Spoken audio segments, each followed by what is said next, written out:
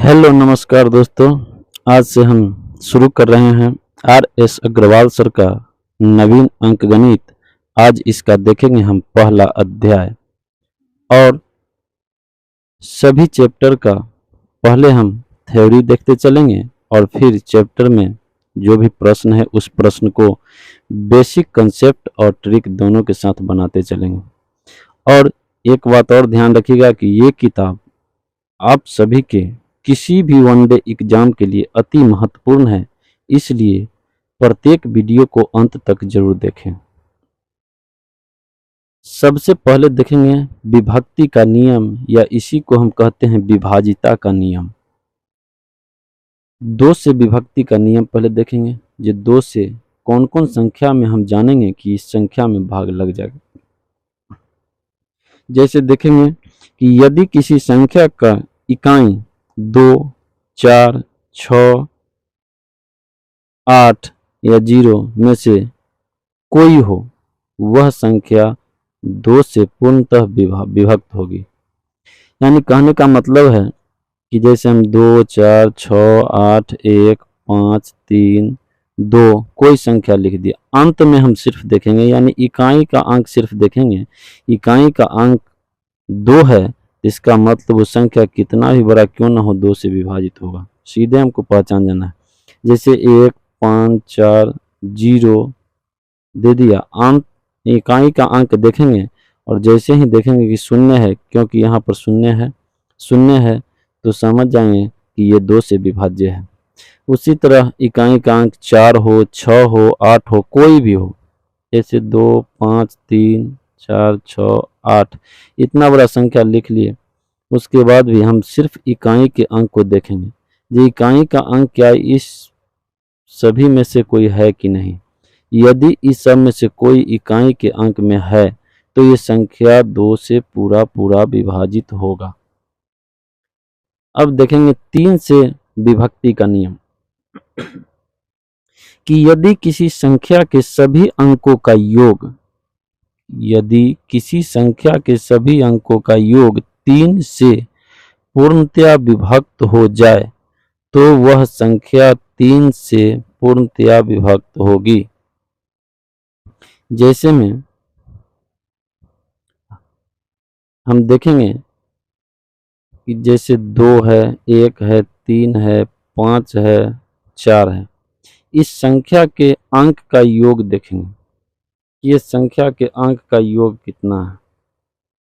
यहाँ पर 2 है, 4, 3, 5, 4 तो 2 और 1 3 और 3 6, 5 11 और 4 कितना आता है 15।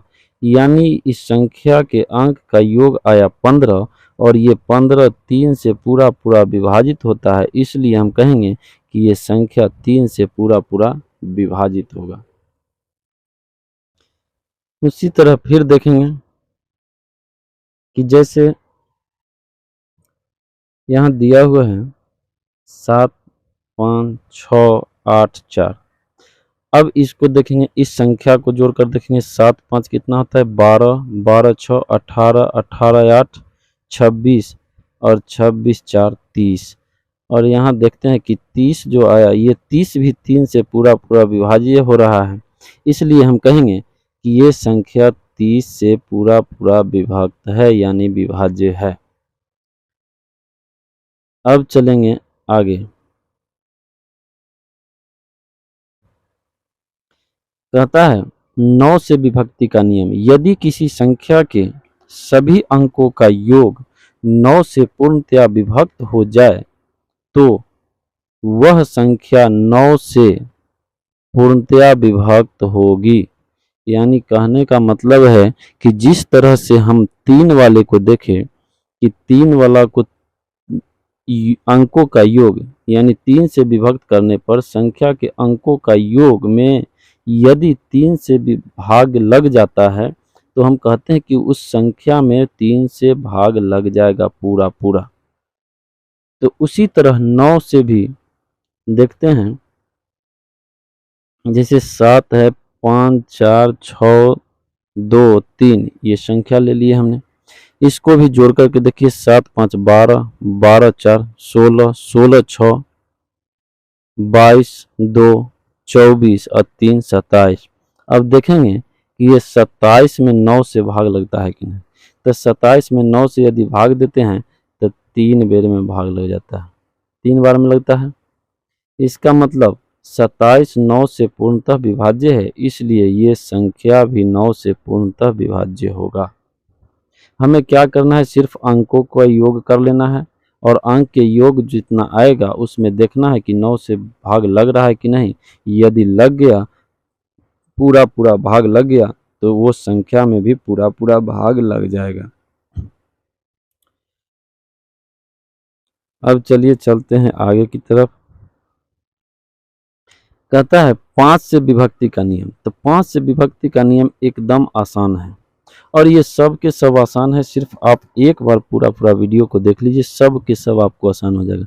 कहता है यदि किसी संख्या के इकाई का अंक 0 या 5 हो तो वह संख्या 5 से पूर्णतया विभक्त होगा। यानी कोई भी दुनिया का कोई भी बड़ा से बड़ा संख्या, छोटा से छोटा संख्या ले लीजिए, यदि उसका इकाई का अंक या 5 आ गया तो कहेंगे 5 से पूरा पूरा विभक्त हो गया, या कोई भी संख्या लेने पर अंत में यदि 0 आ गया तब भी कहेंगे कि 5 से पूरा पूरा विभक्त है। यानी इकाई का अंक सिर्फ हम देखेंगे ये इकाई के अंक में क्या आ रहा है। इकाई के अंक में 5 आ गया, फिर भी संख्या 5 से पूरी तरह विभाज्य है, और इकाई के अंक यदि 0 आ गया फिर भी 5 से पूरी तरह विभाज्य होगा संख्या। अब चलते हैं आगे। आगे है 4 से विभक्ति का नियम। यानी कैसे हम पहचानेंगे बड़ा से बड़ा संख्या को कि ये 4 से विभाज्य है या नहीं है। तो हम देखेंगे, कहता है कि यदि किसी संख्या के दहाई और इकाई अंकों से बनी संख्या 4 से पूर्णतया विभक्त हो जाए तो वह संख्या 4 से पूर्णतया विभक्त होगी।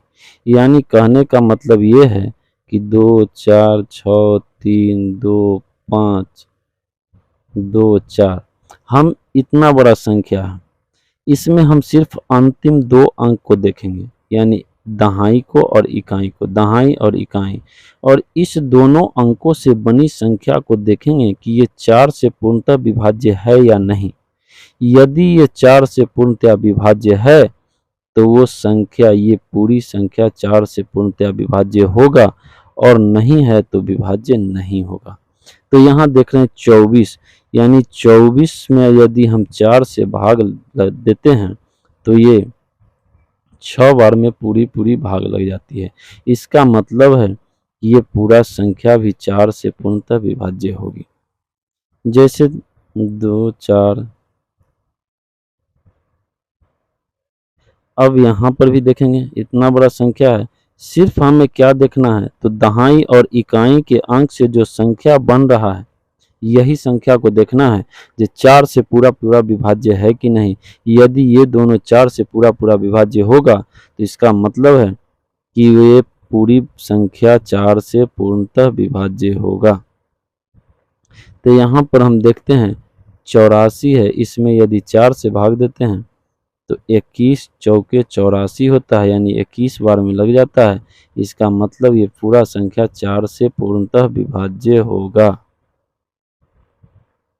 एक चीज और इसके बारे में देखेंगे कि यदि किसी संख्या के इकाई और दहाई अंक पर 0 हो तो वो संख्या भी 4 से पूरा पूरा विभाज्य होगा। जैसे कोई संख्या ले लेते हैं, यहाँ 00 देखेंगे, यहाँ जैसे ही हमने देखा कि 2 0 दिया हुआ है, यानी 2 शून्य दिया हुआ है, इसका मतलब ये संख्या भी 4 से पूरा पूरा विभाज्य है। ठीक, अब चलते हैं अगले कंसेप्ट की तरफ।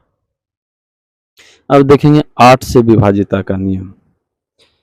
यहाँ कहता है यदि किसी संख्या के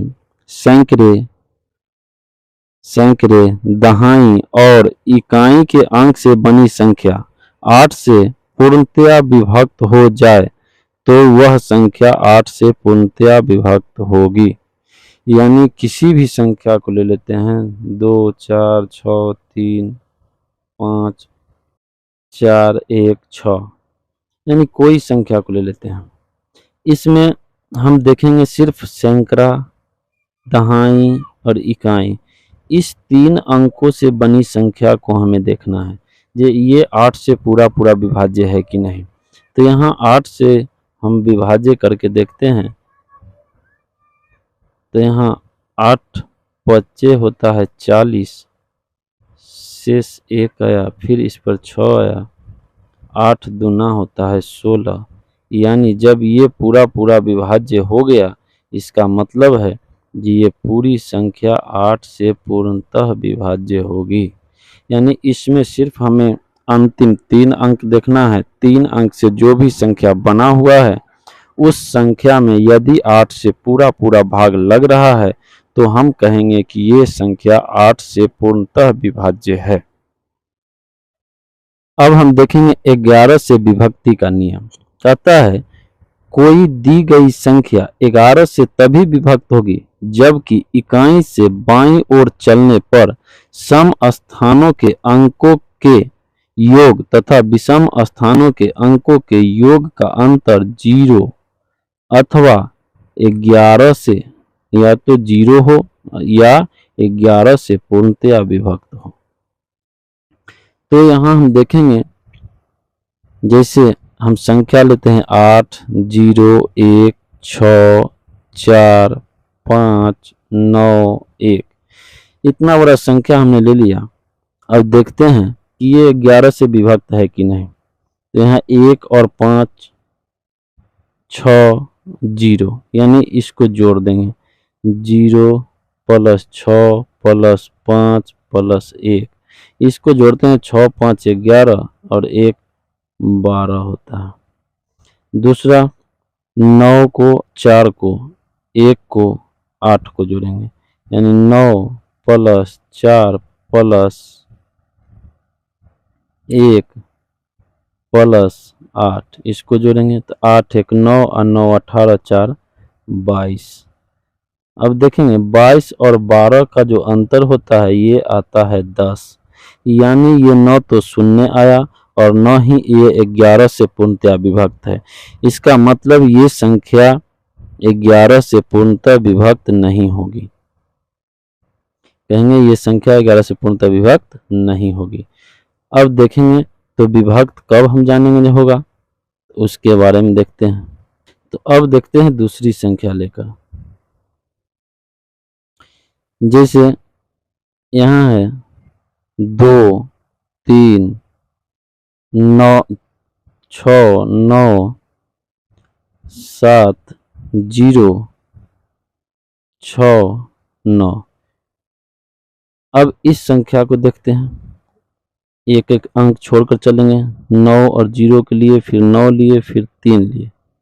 तो यहाँ पर जोड़ते हैं 3 और 9, 12 और 0, 12 और 9, 12 9 कितना होता है, तो 21 होता है। उसके बाद फिर अल्टरनेट इसको चलेंगे जोड़ते हैं, 6 और 7, 13 और 6, 13 6 19 और 2 कितना होता है, तो 21 होता है। अब 21 में से 21 यानी दोनों का अंतर करते हैं, अंतर आता है 0, यानी कहेंगे कि ये संख्या 11 से पूर्णतः विभाजित है, यानी विभक्त है। फिर एक और संख्या लेकर देखते हैं। जैसे यहाँ 9, 3, 8, 2, 4, 5 ये संख्या लिए। इसको देखेंगे इकाई का अंक और फिर एक अंक छोड़ करके अंक लेंगे, फिर एक अंक छोड़ करके अंक लेंगे। तब 5 और 2 7 और 3 10 होता है। फिर यहाँ पर जिस अंक को नहीं लिए हैं उस अंक को लेंगे। तो यहाँ पर 4, 8, 12, 9 कितना होता है, तो 21 होता है। दोनों का अंतर निकालते हैं, अंतर आता है 11, यानी 11 ये जो है से 11 से पूर्णतया विभक्त है, इसलिए हम कहेंगे कि ये संख्या 11 से पूर्णतया विभक्त है। अब चलते हैं अगले पेज पर। अब कहता है 7 से विभक्ति का नियम।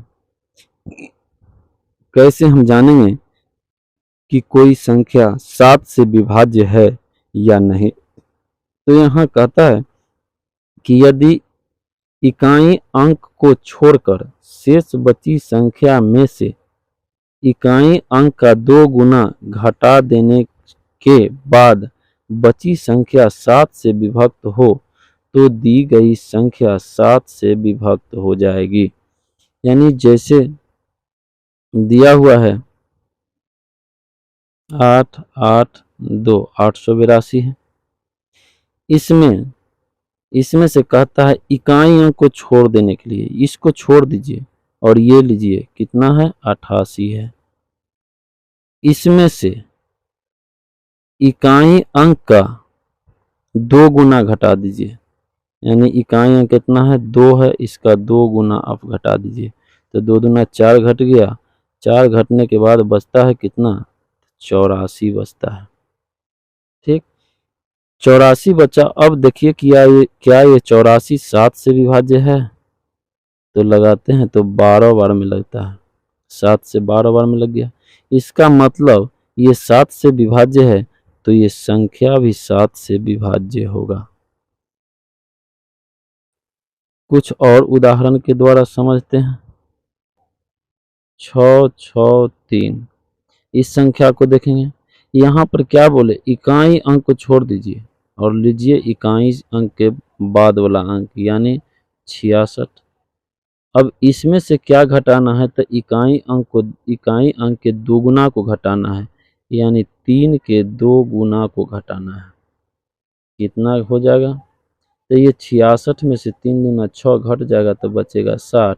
अब देखेंगे क्या 60 7 से पूर्णतः विभाजित है? तो नहीं है, 7 से पूर्णतः 60 विभाजित नहीं है, इसलिए कहेंगे ये 7 से पूर्णतः विभाज्य नहीं होगा। ठीक अब चलते हैं अगले कंसेप्ट के साथ। कहता है सह अभाज्य संख्या। सह अभाज्य संख्या किसको कहेंगे सो देखेंगे। कहता है यदि कोई भी ऐसी दो संख्याएं जिसका महत्तम समापवर्तक 1 हो, महत्तम समापवर्तक यानी HCF 1 हो, तो कहेंगे कि वो संख्या क्या है तो सह अभाज्य संख्या है। ठीक जैसे में कोई भी लगातार संख्या आप ले लीजिए, जैसे 3 हो गया 4 हो गया 19 हो गया 20 हो गया, कोई भी लगातार दो संख्या ले लीजिए, उसका HCF हमेशा 1 ही आएगा। HCF हमेशा कितना आएगा 1 आएगा, तो इसको कहेंगे ये सह अभाज्य संख्या है। दूसरी बात, कोई दो अभाज्य संख्या को ले लीजिए, जैसे 2 ले लेते हैं 5 ले लेते हैं, इसका भी HCF हमेशा कितना आएगा 1 आएगा, 1 आएगा। तो यहाँ 2 और 5 भी सह अभाज्य संख्या है। यानी कहने का मतलब ये है कि दुनिया का कोई भी दो ऐसी संख्या ले लीजिए जिसका महत्तम समापवर्तक 1 आ जाए, यानी HCF 1 आ जाए, और HCF जैसे ही 1 आएगा हम कहेंगे कि ये संख्या जो है क्या है तो सह अभाज्य संख्या है। ठीक है अब चलते हैं अगले कॉन्सेप्ट के साथ। अब कहता है अभाज्य संख्या। तो अभाज्य संख्या किसको कहते हैं? ऐसी प्राकृत संख्या जो स्वयं या 1 से विभाज्य हो उसको अभाज्य संख्या कहते हैं। जैसे में देख लीजिए 2 हो गया 5 हो गया, 3 भी है, 7 हो गया, उसके बाद 11 हो गया, 13 हो गया, 17 हो गया। ये सब के सब में आप भाग ला कर देख लीजिए, ये सब के सब अभाज्य संख्या, कारण कि इसमें या तो 1 से भाग लगेगा और नहीं तो खुद वही संख्या से भाग लगेगा जो संख्या है। इसलिए कहेंगे कि ये सभी के सभी अभाज्य संख्या है।